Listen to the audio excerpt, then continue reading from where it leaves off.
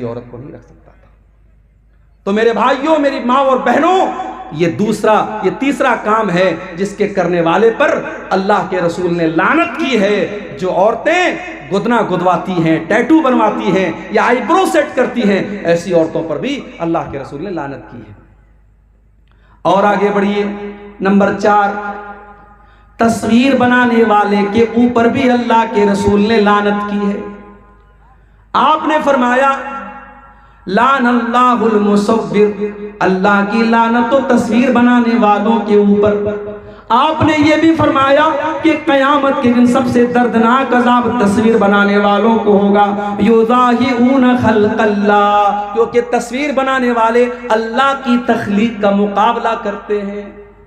اب یہاں پہ سوال پیدا ہوا، عبد الغفار صاحب اگر تصویر بنانا حرام ہے، آپ خود سیلفی کیوں لیتے ہیں؟ آپ کے ساتھ نوجوان سیلفی لے رہا ہے، آپ سیلفی لینے کی اجازت کیوں دیتے ہیں؟ تو بھائی یہ مسئلہ بھی سمجھ لو کہ کیمرے کی تصویروں کے بارے میں علماء کا اختلاف ہے۔ کچھ علماء تو کہتے ہیں کہ جب تصویر کا نام آ گیا تو کیمرے کی تصویر بھی اس کے اندر شامل ہے، وہ بھی حرام ہے۔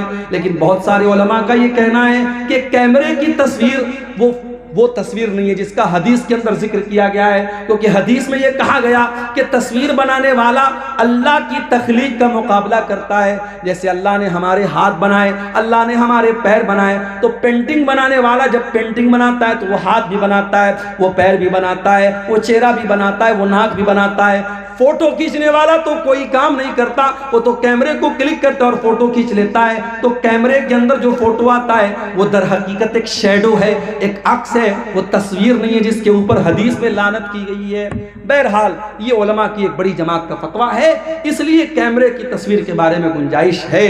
اور ہمارے جو بھائی ہمارے ساتھ سیلفی لیتے ہیں تو ہم اس لیے اجازت دے دیتے کہ چلو بھائی، آج کے زمانے میں لوگ فلمی ہیرو کو اپنا ہیرو مانتے ہیں، کوئی کرکٹروں کو اپنا ہیرو مانتا ہے۔ اگر ہمارا نوجوان اپنے علماء کو اپنا ہیرو مانتا ہے اور اپنے دین کا کام کرنے والے دعات کے ساتھ وہ سیلفی لینے کو اپنے لیے شوق کی چیز سمجھتا ہے تو ہم بہت سختی نہیں کرتے ہیں، لیکن پھر بھی تصویروں کے معاملے میں ہمیں احتیاط کرنی چاہیے۔ اور اپنی بہنوں سے کہنا چاہوں گا، آپ کا تصویر لے کر کے اس تصویر کو کہیں پر بھی شیئر کرنا یہ بالکل صحیح نہیں ہے۔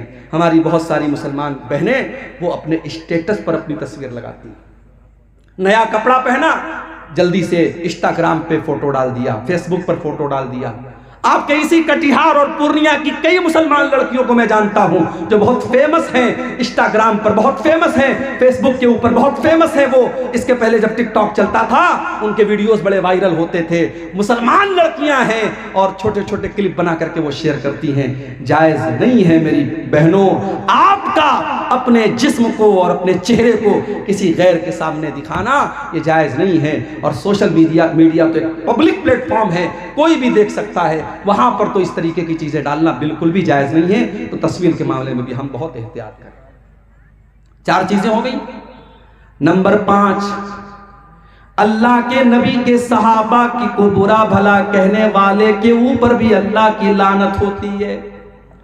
اللہ کے پیارے نبی فرماتے من سب اصحابی، جو میرے صحابہ کو برا بھلا کہتا ہے، جو میرے صحابہ کو گالی دیتا ہے، فعلیہ لعنت اللہ والملائکۃ والناس اجمعین، اس کے اوپر اللہ کی لعنت ہو، اس کے اوپر انسانوں کی لعنت ہو، اس کے اوپر فرشتوں کی لعنت ہو۔ صحابہ کو برا بھلا کہنے والا ملعون ہے، اس کے اوپر لعنت ہو، یہ نبی کے الفاظ ہیں۔ میرے پیارے ساتھیوں، قیامت تک کوئی جتنا بھی نیک اور متقی بن جائے، کوئی ایک صحابی کے پاؤں کی دھول کے برابر بھی نہیں ہو سکتا، کیونکہ صحابہ وہ لوگ ہیں جنہوں نے اللہ کے نبی کا دیدار کیا ہے، جنہوں نے اللہ کے نبی سے ملاقات کی ہے۔ ہم صحابہ کے برابر نہیں ہو سکتے، ہم صحابہ کے جیسے نہیں ہو سکتے۔ اور آگے بڑھو، اللہ کی لعنت کا حقدار بنانے والا ایک اور کام ہے رشوت لینا اور دینا۔ اللہ کے نبی فرماتے ہیں لعن اللہ الراشی والمرتشی، رشوت لینے والے پر بھی اللہ کی لعنت اور رشوت دینے والے پر بھی اللہ کی لعنت۔ شیخ صاحب، بغیر رشوت دیے بجلی کا میٹر نہیں لگتا، بغیر رشوت لیے کسی زمین کا کاغذ پاس نہیں ہوتا، بغیر رشوت لیے زمین کی رجسٹری نہیں ہوتی۔ ٹھیک ہے، جہاں مجبوری ہے اور وہ کام ایسا ہے کہ آپ اگر رشوت نہیں دیں گے کام نہیں ہوگا، وہ الگ میٹر ہے۔ لیکن اپنے فائدے کے لیے رشوت دینا اور اپنی آسانی کے لیے رشوت دینا، وہ کام بغیر رشوت دیے ہو سکتا تھا، پھر بھی رشوت دے کے اپنا کام جلدی سے کرا لینا یہ غلط ہے۔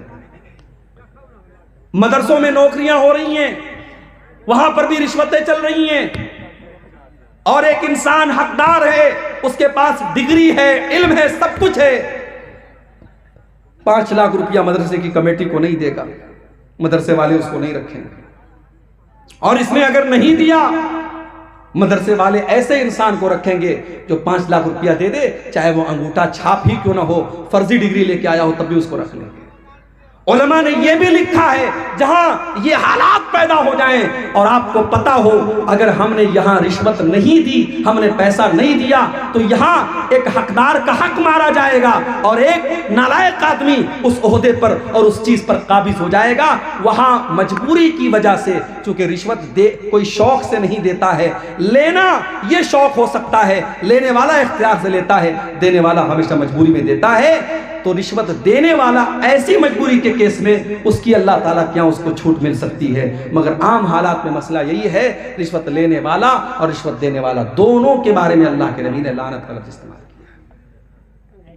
اور آگے بڑھیے، شراب پینے والے کے اوپر بھی اللہ کے نبی نے لعنت کی، اور صرف شراب پینے والے پر نہیں، آپ نے فرمایا شراب جس پھل سے بنتی ہے اس پھل سے رس نکالنے والے پر بھی اللہ کی لعنت، اور جو انسان اس رس کو نچوڑ رہا ہے، اس پھل میں سے، اس انگور میں سے رس کو نکال رہا ہے، اور جو اپنے برتن میں نکلوا رہا ہے، دونوں کے اوپر اللہ کی لعنت۔ اور اسی طریقے سے آپ نے فرمایا وَبَائِعَهَا، شراب کے بیچنے والے پر بھی اللہ کی لعنت، وَحَامِلَهَا، شراب کا برتن اٹھانے والے پر بھی اللہ کی لعنت، وَالْمَحْمُولَةَ إِلَيْهِ، اور شراب کا برتن جس کے پاس لے کے جایا جا رہا ہے اس کے اوپر بھی اللہ کی لعنت، وَالْمُشْتَرِي لَهَا، اور شراب خریدنے والے کے اوپر بھی اللہ کی لعنت، وَالْمُشْتَرَاتَ لَهُ، اور جس کے لیے شراب خریدی جا رہی ہے اس کے اوپر بھی اللہ کی لعنت۔ بڑے بڑے 5 اسٹار ہوٹلوں میں شراب بھی پروسی جا رہی ہے اور کولڈ ڈرنک بھی پروسی جا رہی ہے۔ میں کہتا ہوں ایسے ہوٹلوں میں جانا ہی نہیں چاہیے۔ بنارس میں بہت بڑا ہوٹل ہے، تاج ہوٹل، بنارس کا سب سے بڑا ہوٹل ہے، مجھے لوگوں نے بتایا وہاں سور کا گوشت بھی ملتا ہے، بکرے کا گوشت بھی ملتا ہے۔ میں نے کہا یار جب سور کا گوشت اور بکرے کا گوشت دونوں ملتا ہے تو ظاہر ہے کچن تو ایک ہے، برتن تو ایک ہے، پکانے والا اسی برتن میں مٹن پکا رہا ہے اور اسی برتن میں پورک پکا رہا ہے۔ میں نے کہا اللہ کی قسم میں کبھی کسی ایسے ہوٹل میں کھانے کو پسند نہیں کروں گا، نہیں کھانا چاہیے میرے بھائی۔ شراب کا معاملہ بہت خطرناک ہے۔ کبھی باہر میں کہیں گھومنے پھرنے جاتا ہوں اگر اور کسی ہوٹل میں گیا اور صرف شراب کی بوتل نظر آ گئی تو وہیں سے طبیعت میں کراہیت آ جاتی ہے، وہاں سے ہم نکل جاتے نہیں۔ نیپال ایک مرتبہ گیا، نیپال میں تو لوگ بتاتے پانی کم شراب زیادہ بکتی ہے، ہر ہوٹل میں شراب نظر آ رہا تھا، پریشان ہو گیا، بڑی مشکل سے ایک ہوٹل ملا، ایک انڈین کا ہوٹل تھا، جین کا ہوٹل تھا، وہ بالکل پیور ویج ہوٹل تھا، اور اس سے باہر لکھا تھا ہمارے یہاں شراب نہیں ملتی ہے۔ ہم لوگوں نے دوست لوگ تھے، ہم لوگوں نے اس ہوٹل میں جا کے کھانا کھایا۔ پرہیز کرنا چاہیے میرے بھائی، بچنا چاہیے۔ شراب پینا ہی حرام نہیں ہے، شراب میں کسی طریقے کا سپورٹ کرنا یہ بھی حرام ہے۔ اور آگے بڑھیے، نمبر 8، اللہ کی لعنت کا حقدار بنانے والا 8واں کام، لعن اللہ المتشبہین بالرجال من النساء، اللہ کی لعنت ایسی عورتوں کے اوپر جو مردوں کی نقل کرتی ہیں، وَلَعَنَ اللَّهُ الْمُتَشَبِّهَاتِ مِنَ النِّسَاءِ بِالرِّجَالِ، اور اللہ کی لعنت ایسے مردوں کے اوپر جو عورتوں کی نقل کرتے ہیں۔ عورتیں ہیں پینٹ اور ٹی شرٹ پہن رہی ہیں، پینٹ اور شرٹ پہن رہی ہیں، ٹائٹ کپڑے پہن رہی ہیں، یہ مردوں کی مشابہت نہیں ہے۔ چھوٹے چھوٹے بال کٹوا کے ایسا لگ رہا ہے کوئی مرد جا رہا ہے۔ بعض عورتوں کو دیکھیے، کبھی کبھی کہیں ٹکٹ لینے کھڑے ہو جاؤ، لائن میں کوئی عورت کھڑی رہتی ہے اور پینٹ اور شرٹ پہنے ہیں اور چھوٹے چھوٹے بال ہے، پیچھے سے سمجھ میں نہیں آتا کہ محترم ہے کہ محترمہ ہے۔ آدمی کنفیوز ہو جاتا ہے کہ یہ آدمی ہے کہ عورت ہے۔ ایسی عورتوں پر لعنت کی اللہ کے رسول نے، اور ایسے مردوں کے اوپر بھی اللہ کی لعنت ہو جن کو بس لپسٹک لگانا باقی ہے۔ ہجڑے تو ایسے ہی بن گئے، داڑھی واڑی تو بالکل صاف ہے، اور بال بھی ماشاءاللہ بعض لڑکوں کے دیکھو تو کافی بڑے بڑے رہتے ہیں، آج کل بال دو ٹائپ کے چلتے ہیں، ایک بالکل لیڈیز کٹ بال اور ایک سور کٹ بال جو آدھا ٹکلا رہتا ہے آدھا بال رہتا ہے، وہ بھی حرام ہے، یاد رکھو۔ تو یہ دو ٹائپ کے بال بھی ہمارا نوجوان رکھتا ہے۔ بعض نوجوانوں کو دیکھتا ہوں کانوں میں بالی بھی پہنے رہتے ہیں، کانوں میں بھی چھید کروائے رہتے ہیں، کہتے ہیں فیشن ہے مولوی صاحب، سونے کی چین بھی گلے میں ڈالا ہوا ہے، فیشن ہے مولوی صاحب۔ ابھی یہ فیشن آیا ہے، کل لپسٹک کا فیشن آئے گا، لپسٹک بھی لگائے گا، یہ پرسوں فیشن آئے گا نیل پالش لگاؤ، یہ نیل پالش بھی لگائے گا۔ اللہ کی لعنت ہو ایسے مردوں کے اوپر جو عورتوں کی مشابہت اختیار کرتے ہیں، جو عورتوں کی طرح بات چیت کرتے ہیں۔ اور بعض لڑکوں کے اندر میں نے دیکھا بچپن سے اگر والدین کنٹرول نہیں کرتے، عورتوں کے انداز میں بات چیت کرتے ہیں، تو بڑے ہونے کے بعد عورتوں جیسی صفات پیدا ہو جاتی ہے۔ مرد کو مرد ہی رہنا چاہیے میرے بھائی، اس کے انداز اور اس کو کپڑے۔ بعض ہمارے رشتہ داروں میں ہم نے ایک جگہ دیکھا، ایک لڑکی تھی، بچپن سے اس کے والدین لڑکے کا کپڑا پہناتے تھے، آج وہ لڑکی 20 سال کی ہو گئی، ماں باپ چاہتے ہیں لڑکی شلوار سمیج پہنے، لڑکی عورتوں کا کپڑا پہنے، مگر بچپن سے اس کو لڑکوں کا کپڑا پہنایا ہے۔ آج 20 سال کی لڑکی ہوگی، آج بھی وہ لڑکوں کا کپڑا پہنتی ہے، تو یہ جائز نہیں ہے میرے بھائی، اللہ کے نبی نے لعنت کی ہے۔ اور آگے بڑھیے، جو بیوی اپنے شوہر کا حق ادا نہ کرے، شوہر کی جسمانی خواہش کو پورا کرنے سے انکار کر دے بلا کسی مجبوری ہو الگ بات ہے، بیوی بیمار ہے یا کوئی نیچرل پرابلم ہے الگ بات ہے، بغیر کسی مجبوری کے شوہر کی جسمانی خواہش کو پورا نہ کرنے والی عورت کے اوپر بھی اللہ کی لعنت ہوتی ہے۔ بخاری اور مسلم کے الفاظ ہیں، اللہ کے پیارے حبیب صلی اللہ علیہ وسلم فرماتے ہیں اذا دعا الرجل امرأته الى فراشه، جب انسان اپنی بیوی کو اپنے بستر پر بلائے، فبات فابت، تو عورت انکار کر دے، فبات وهو غضبان علیها، اور شوہر اس حال میں رات گزارے کہ بیوی سے ناراض ہے، اگر شوہر اسی طریقے سے رات گزار دے، لعنت حل ملائکۃ حتی تصبح، تو صبح تک فرشتے لعنت کرتے رہتے ہیں ایسی عورت کے اوپر۔ لیکن یہ بات یاد رکھو، اسلام میں ون وے ٹریفک نہیں ہے۔ اگر عورت کے اوپر یہ فرض ہے کہ وہ مرد کے ایموشنز اور جذبات کا خیال رکھے، تو مرد کو بھی چاہیے کہ وہ عورت کے جذبات کا خیال رکھے۔ یہ نکاح ہے بھائی صاحب، یہ کوئی زبردستی کا سودا نہیں ہے۔ شوہر بیوی کے جذبات کا خیال رکھے، بیوی شوہر کے جذبات کا خیال رکھے، بیوی کو مشین نہ سمجھا جائے، بیوی کو بچہ پیدا کرنے والی مشین نہ سمجھا جائے، اور بیوی کے ساتھ جانوروں جیسا سلوک نہ کیا جائے، یہ بات بھی یاد رکھی جائے۔ اگر بیوی کو ہم یہ چاہتے ہیں وہ ہمارے لیے بہترین کپڑا پہنے، خوشبو لگائے، سجے سنورے، تو بھائی صاحب ذرا آپ بھی اپنی اداؤں پر غور کیجئے۔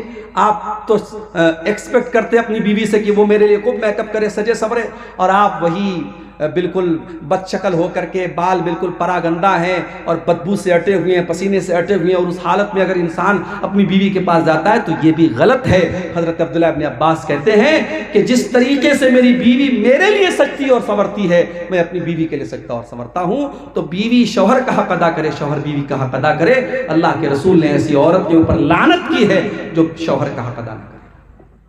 اور آگے بڑھیے، غیر فطری طریقے سے اللہ کے بنائے ہوئے نظام کے طریقے کے خلاف اگر کوئی اپنی بیوی کے ساتھ اپنی خواہش پوری کرتا ہے، اس کے اوپر بھی اللہ کے نبی نے لعنت کی ہے۔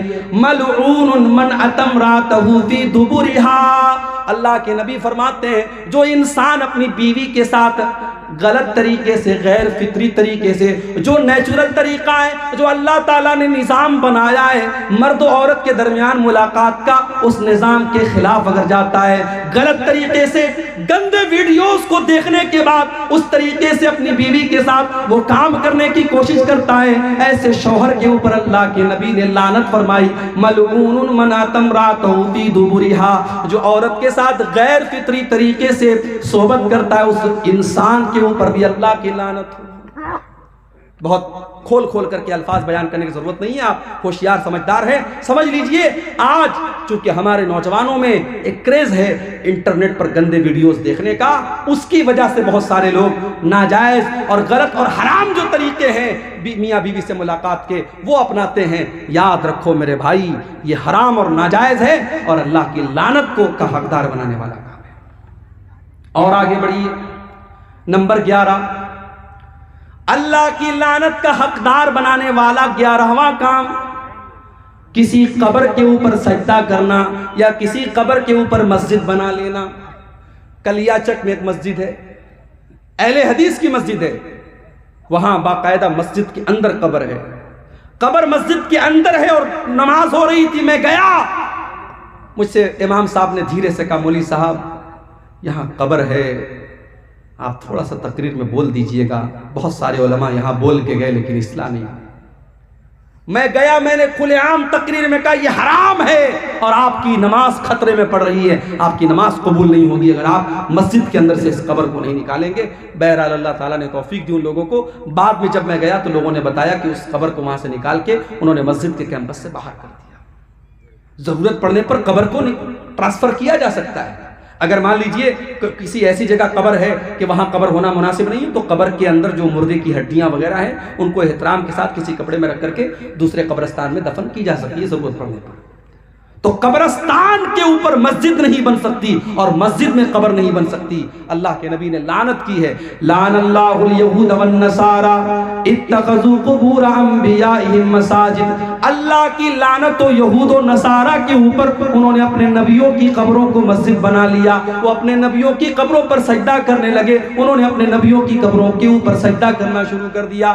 اللہ کے نبی نے دعا بھی کی تھی اللہم لا تجعل قبری وثنا یعبد. اے اللہ تو میری قبر کو بت نہ بننے دینا، اے اللہ میری قبر کو تو بت نہ بنا دینا جس کی عبادت کی جائے، جس پر سجدہ کیا جائے، جس کی پوجا پاٹ کی جائے. اے اللہ تو میری قبر پر یہ سب کام نہ ہونے دینا. اور آج اللہ کا شکر ہے دنیا کی بہت ساری طاقتیں لگی ہوئی ہیں. اللہ حفاظت کرے سعودی عرب کی حکومت کی. آج اگر یہ حکومت نہ ہوتی تو شاید جو منظر ہم اجمیر میں دیکھتے ہیں، جو منظر ہم ہندوستان میں بزرگوں کی قبروں پر دیکھتے ہیں، شاید اس سے کہیں زیادہ خطرناک منظر مدینے کا ہوتا اور نبی کی قبر پہ سجدے ہو رہے ہوتے. وہاں 24 گھنٹے پولیس کے لوگ کھڑے ہیں، سیکیورٹی کے لوگ کھڑے ہیں، اور اگر کوئی کسی بھی طریقے کا شرکیہ کام کرنے کی کوشش کرتا ہے سیکیورٹی کے لوگ فوراً اس کو وہاں سے بھگا دیتے ہیں، نکال دیتے ہیں. تو میرے بھائیوں، قبر کے اوپر مسجد بنانا یا قبر کے اوپر سجدہ کرنا یہ بھی اللہ کی لعنت کا حقدار بنانے والا کام ہے. نمبر 12، حضرت لوط علیہ السلام کی قوم جو کام کرتی تھی، مرد کا مرد کے ساتھ، لڑکے کا لڑکے کے ساتھ تعلق قائم کرنا، حرام کام کرنا، بدکاری کا کام کرنا، ہومو سیکسولیٹی، یا آج کی زبان میں جس کو ہم کہہ سکتے ہیں ہم جنسی، یا ہندی میں کہہ سکتے ہیں سم لینگنگتا، جس کو آج دنیا کی عدالتوں نے اس کو صحیح قرار دے دیا ہے لیکن اللہ کے نبی نے لعنت قرار دی ہے. مسند احمد کی روایت ہے، آپ نے فرمایا لعن اللہ من عمل قوم لوط، لعن اللہ من عمل قوم لوط، لعن اللہ من عمل قوم لوط. اللہ کی لعنت اس انسان کے اوپر جو حضرت لوط علیہ السلام کی قوم والا عمل کرتا ہے. دنیا میں سب سے پہلے یہ کام اگر کسی نے کیا تھا لوط علیہ السلام کی قوم نے کیا تھا. اور جب حضرت لوط نے ان کو سمجھایا تھا تو یہ کہا تھا کہ تم اس گناہ کی شروعات کر رہے ہو. آج تک دنیا میں یہ گناہ کسی نے نہیں کیا جو گناہ تم کر رہے ہو. اللہ نے تمہارے لیے عورتوں کو بنایا ہے، تمہارے لیے اللہ نے جائز طریقہ بنایا ہے، تم ناجائز طریقہ اپنا رہے ہو. تو قوم کے لوگوں نے مذاق اڑایا تھا اور کہا تھا یہ تو بڑے پاک صاف لوگ ہیں، یہ تو اپنے آپ کو بڑے صاف ستھرے سمجھتے ہیں. اور اللہ کا جب عذاب آیا میرے بھائی، پتھروں کی بارش ہوتی ہے، اس قوم کے اوپر پتھروں کی بارش ہوتی ہے اور پوری قوم کو اللہ تعالیٰ الٹ دیتا ہے اور پوری قوم کا نام و نشان مٹ جاتا ہے. آج بھی یہ کام ہو رہا ہے، بہت سارے نوجوان اس گندگی میں مبتلا ہیں. اس حدیث کو میرے